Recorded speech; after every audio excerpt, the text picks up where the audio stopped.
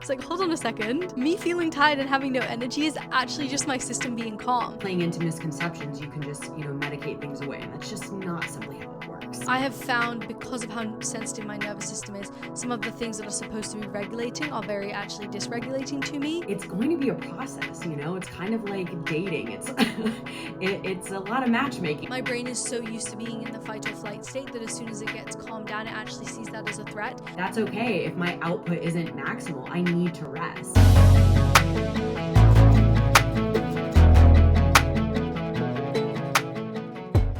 Hello everyone, welcome back to my channel. If you missed the last video, that was the first episode of this new series I'm doing called Mind Medicine, which is all about exploring some of those topics to do with our minds and our brains and really the power of our mind on our health.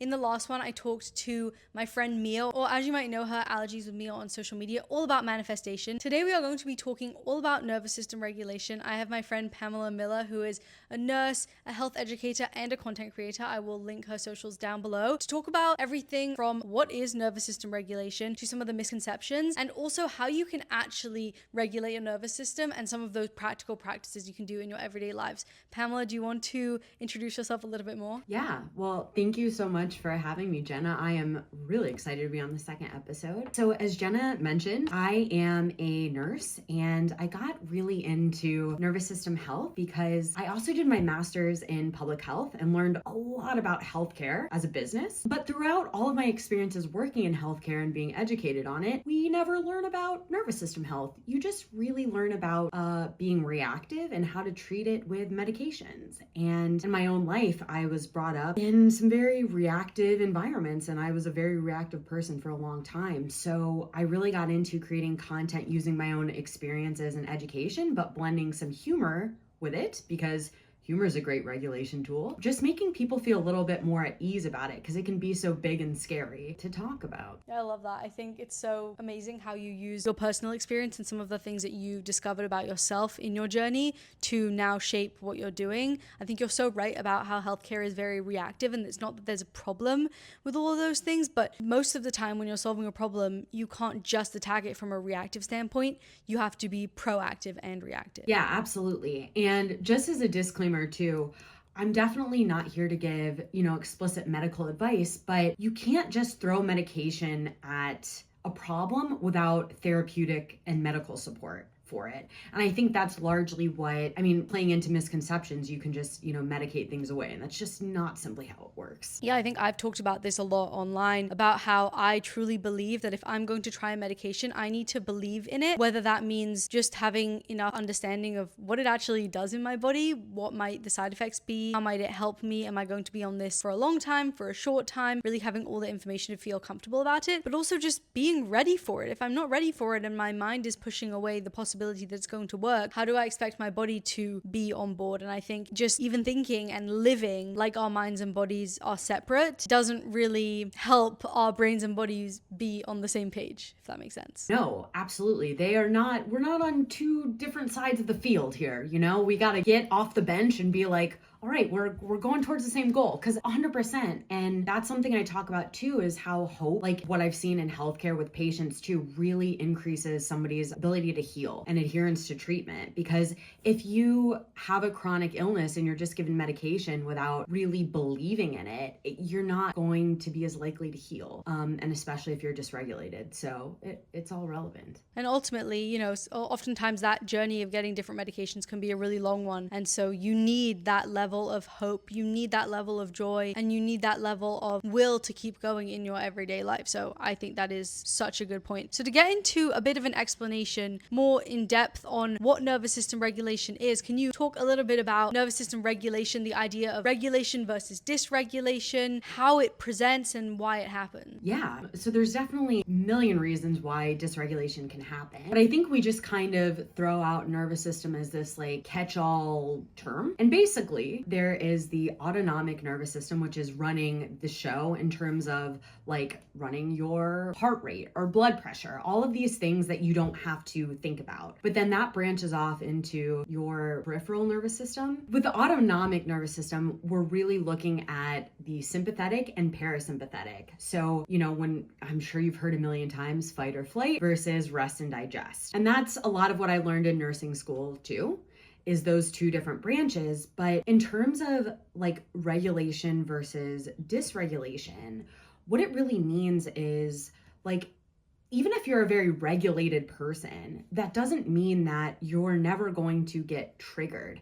But what it really means is how efficiently can you really return to that baseline state?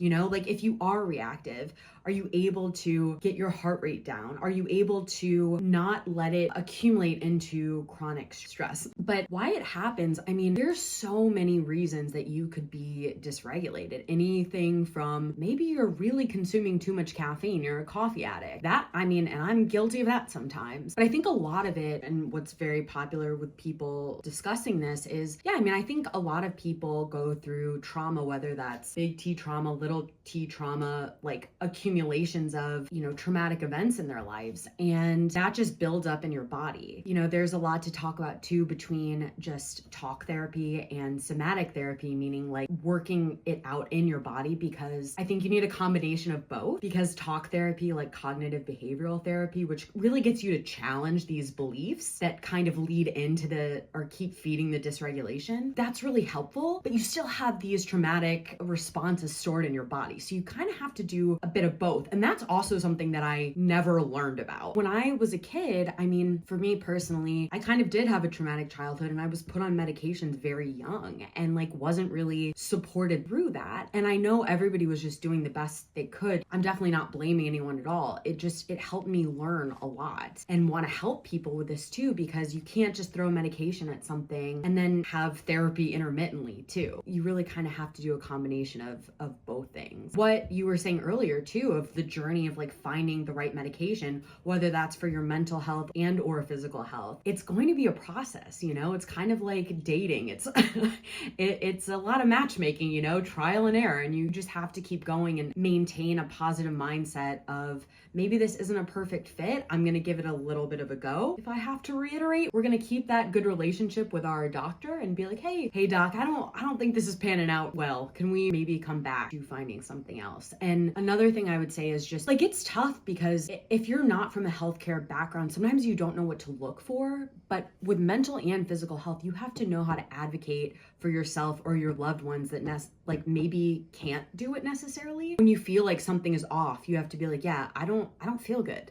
Like, let's maybe dive in a little bit more. I think those are all such good points. So when it comes to the idea of, nervous system regulation, I think it gets thrown around a lot as a trend. And you sort of mentioned that it's become a bit of a buzzword. How do you think we can, believe in it and really see its value without falling into some of those toxic narratives and notions that sometimes get put out there of people saying, like, if you still feel ill and you still have these symptoms, then you probably just aren't doing it right, or you're not doing enough, or this belief that everything is caused by nervous system regulation. So therefore, if there's something wrong, that just means your nervous system isn't regulated enough. What are your thoughts on that, and how do you think we can navigate that in a healthy way? I think that's a great question, because that, I feel like, really feeds into this shame cycle of like, if you are doing all of the work and you're not feeling better, then it's like, well, what am I doing wrong? But again, it's a combination of mind and body. So it's kind of like maintaining a positive attitude. Like when you're told to,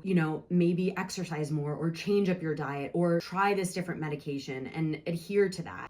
It's really about like, how open are you to these lifestyle changes? And the thing is, you have to understand that you're still going to have days where you don't feel great. It's not a personal or moral failure by any means, it's not fun. Of course, we want to wake up every day like feeling as refreshed as possible and ready to go, but that just isn't, unfortunately, always the case. Like maybe you got a bad night of sleep for whatever reason, right? It doesn't mean that you're failing at regulating your nervous system. Like maybe you just drank coffee a little bit too late. Maybe you didn't eat enough and then, you had to get up in the middle of the night and have a snack. Like I definitely had to do that last night. I was stressed. I didn't eat enough and then I woke up and I was starving. So it's just all of these things where it's just about bringing a level of like self-awareness to like where might need to work on things a little bit more, instead of just being like, oh man, I failed. Or just like letting yourself have this all or nothing thinking of like, well, if I had a really off day, that must mean that now I'm a reactive person again. And it's like,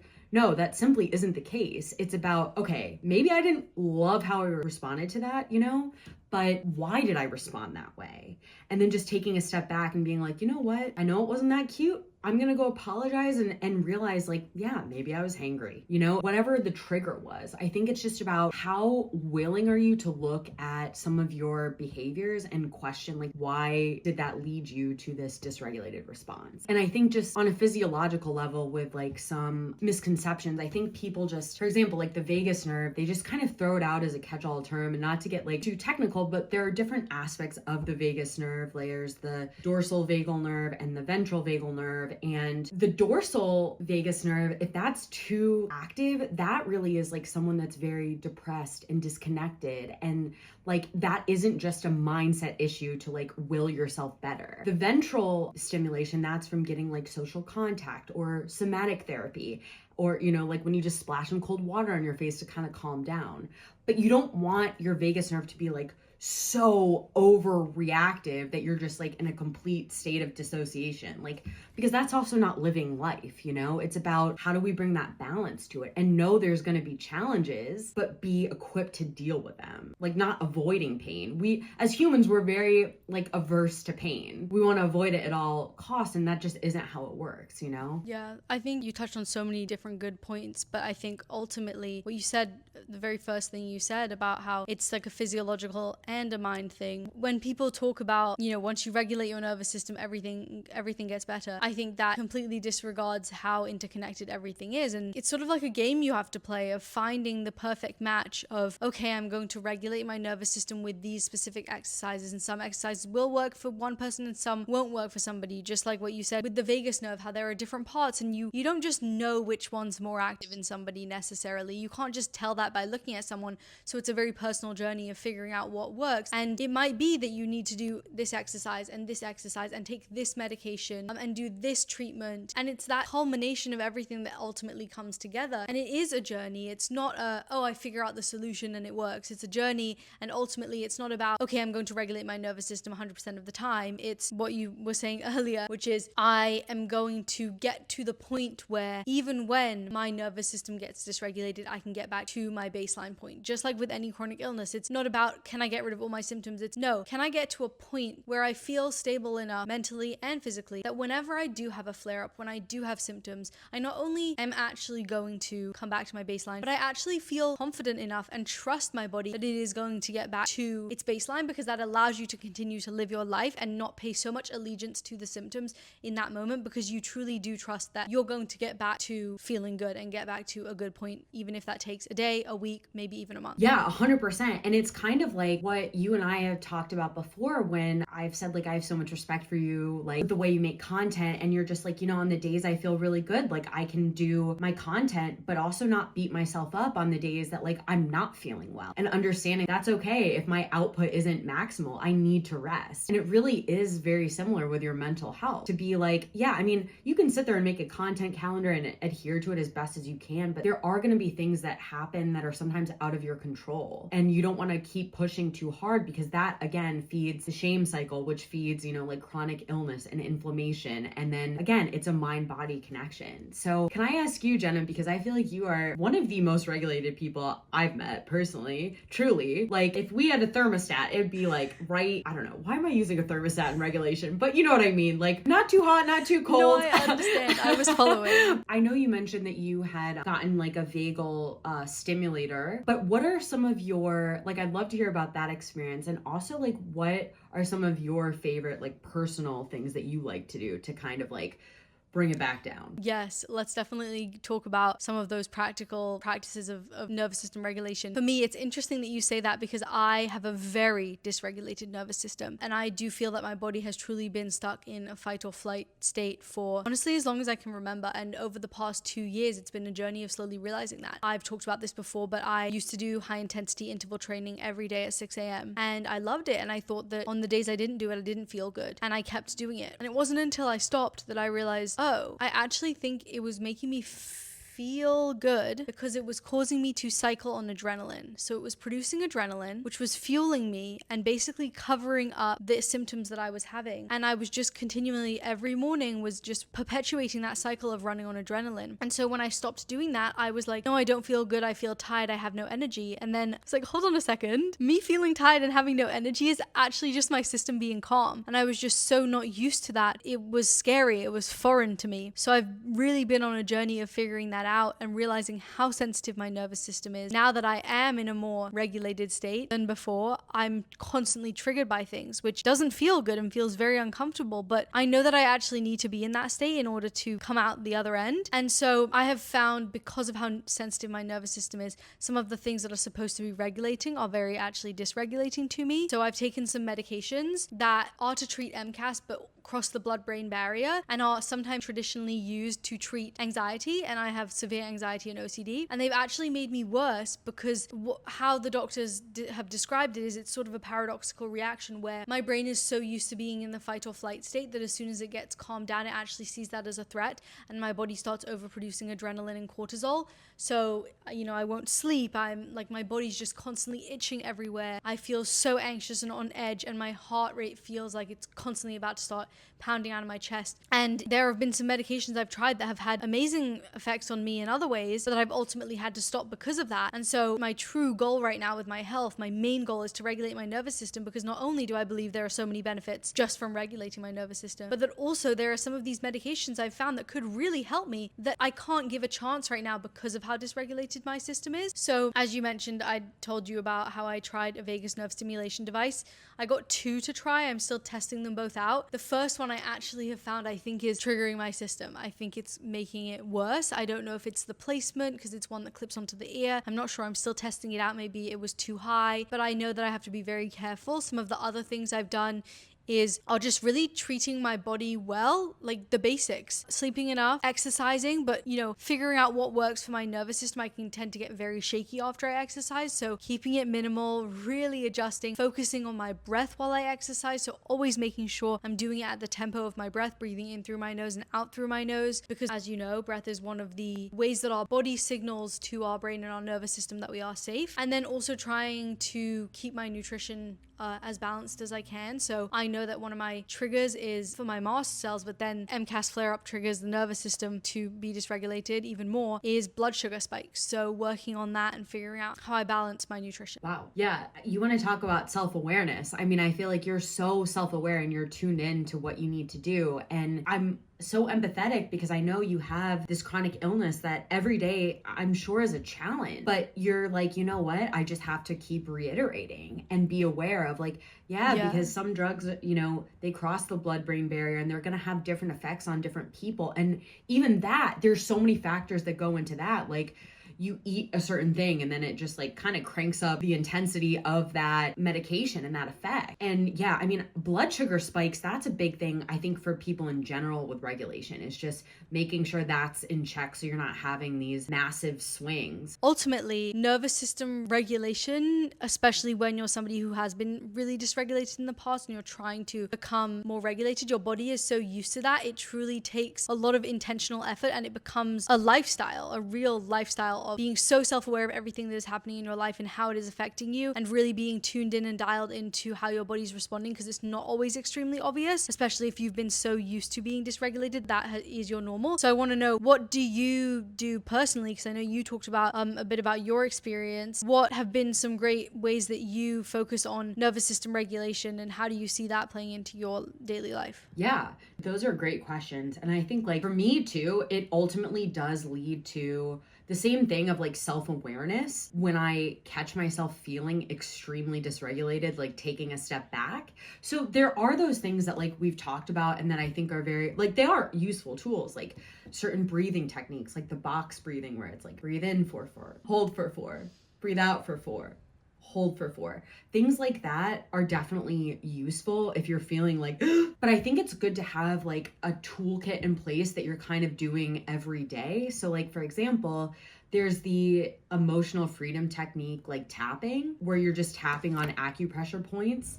And there's like a YouTube video I watch every morning that's like 4 minutes long. His name is Dr. Brad Yates. I love him. Like he's been doing this for years and years and years. Like I actually started doing that when I was in the hospital. I like was listening to so much nervous system content and I was like, and I would take a break. I would like sneak into a room and just like do that for a few minutes. And it really helped me. So implementing the EFT stuff, the breathing stuff, I would say as well, like kind of what you're talking about too. Like when you were saying with a hit and doing that every day, like yeah, I'm an avid runner, but sometimes I can tend to overdo it physically, which is kind of the opposite, because that's another thing with misconceptions. It's like, go run 5 miles, go do a cold plunge, but sometimes it's like not about doing something extreme at all, but it's doing like micro movements. Somatic therapy, for example, if I'm feeling like dysregulated when I first wake up, doing these like mini movements of just like rocking your hips back and forth in bed. So it's nothing drastic. I'm not getting up and like doing jumping jacks like a Marine Corps vet or anything. I'm literally just doing these like micro movements. And I think the other thing that's super, super helpful too is journaling and gratitude. Everything is about reframing. So I've been in a practice for probably like the last year of doing 5 questions at the end of the day of like what felt good energetically, like what do I need to let go of? What is new evidence that showed up today that like I'm being supported? How do I want to feel tomorrow? And yeah, like what am I going to do to prepare for the next day? I can't give myself credit for coming up with that. Actually, ChatGPT gave me those prompts, but I've been sticking to it where I do that every day before I go to sleep. And I think it's really helpful because then it does give me a chance like sit back and really reframe a lot of stuff, because I've had a lot, I think we all have, but like especially the last few months for me has been like curveball after curveball after curveball. And to be like, no, like I think this particular thing is maybe happening for a reason. And what can I learn from that? And like just be very grateful, because gratitude really is so important for your nervous system. Like at the end of the day, like it still takes a lot of other aspects of like having and maintaining, fostering healthy, safe relationships too. You can't just like outthink a damaged nervous system to like manifest or just feel 1,000% better. Like it doesn't work that way. But I think it all kind of feeds into each other. I've always been somebody who's like, I'm going to do everything on my own, like strong, independent woman, whatever. But when I sit back, I do these reflections, I'm grateful, and I show up in the world in a better way. That's also like this positive feedback loop of I'm seeing that I'm showing up better. So I'm attracting in better people in my life. And now I'm building better relationships and I'm feeling safer in that as well. It's good to have those amazing, safe relationships. That's so important for us as humans. But we also have to at first feel safe in our body, because if we're extremely dysregulated physically, it doesn't matter like how many people you have in your life that you love and there is co-regulation, you know, call them up, have a good phone call with them, but you also have to do the work on yourself to be like, I have to show up better, you know, like, and I don't mean better in terms of like fixed or like woo woo or like I'm not enough because I am dysregulated, but it's more of like I recognize that I'm feeling very burnt out, I'm feeling very reactive, I'm feeling like very irritable, which are just signs of chronic dysregulation. But to be like, okay, that's something I have to work on too. Yeah, it's such a good point. I really admire your mindset on all of these things and your dedication to really discovering more about yourself and finding ways to regulate and to meet those needs. Because I think what you're talking about is ultimately when you're someone who has had a very dysregulated nervous system, it's very easy to sort of run away from your own body and be like, I don't want to feel like this. So then you seek to fulfill your needs from other people, but really learning how you can do that yourself. And I think what you said about the mindset aspect of it has been something that I've started to experience to be so true when it comes to having a chronic illness, which is that there's this feedback loop where your physical symptoms, it may originate as physical symptoms, but they then trigger this survival response. And when that's been going on for so long, it creates this loop that needs a circuit breaker. Otherwise, like, it's never going to stop. And sometimes the reason why people say manifestation and gratitude journaling and brain retraining and all of these things are so powerful is not because those things alone heal, but it's that those things are ways to break that circuit by changing that survival mechanism and response that's going on in your head into a positive emotion, a positive experience that brings your brain out of that loop and helps you escape that and helps your nervous system calm down even for a minute and starts to get your system used to, oh, maybe there's a different way of living. Maybe there's a different way of experiencing. Yeah, no, you're 100% right. And I don't know about for you, but when you're talking about feeling dysregulated a lot of the time, I mean, I would say I still feel like that. And it's almost like more uncomfortable to be like, let me stop the circuit breaker because it's almost more resistance. But then once you do it and you keep doing it, that really is what makes the difference. Awareness becomes your best friend and your worst enemy all at the same time. 100%. And it just goes back to like the journaling thing too. I like to document something like, hey, like I thought this was going to be like super chaotic, but it ended up really being okay. You know, like we're really just anticipating the worst. But at the end of the day, what does that do? Your system's flooded with cortisol, and then what? It's not helping anything. It doesn't fix everything, but if you have that mindset of like, what if I actually just went into this situation a little calmer? How would that work? Maybe if I just take a step outside and take a sip of water, and then when you show up differently too, that also can really help change the outcomes. So you do have some level of control that you might, of course things will be out of your control, but you also have a lot more power than you think. Yeah. So if you were to give one takeaway to anyone watching who is maybe trying to navigate this journey of understanding nervous system regulation, starting to see how it might apply to them and how it might impact their life, what would you say is like one thing they could do, the first step that they can take? The first step they can take, I would say maybe just pick one thing that you've been curious about to start on this nervous system journey and start with that and just see how it goes. So if that is new breathing techniques, if that is a different kind of exercise, or just like walking, for example, that's a great way to be regulated because you're using bilateral stimulation. If you're outside in nature and you hear the birds chirp, like there's a lot of benefits. So maybe even just taking a phone-free walk. Just pick one thing, start there, and maybe like document, journal how it felt for you. And if that's something that's working, then great, keep up with that. If it's not, it's okay to reiterate. For me, it's really about giving people hope, because when you've been so chronically dysregulated for so much of your life, it feels like that is your life sentence. Like that's how your life is going to be.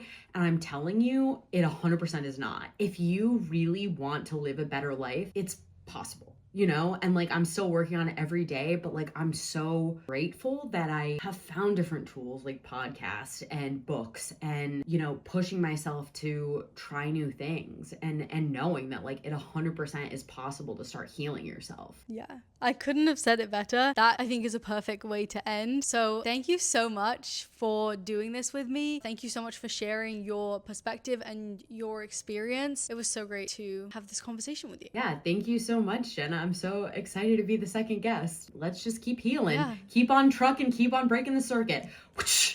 That's lights out. That's the end of the show. Let's do the effect, like an effect on the screen, lights out. But before we do that, thank you so much for watching. I hope you enjoyed. I will link Pamela's social media links in the description so you can go follow her, check her content out. I hope you have a great rest of the day, and I'll see you next time. Bye.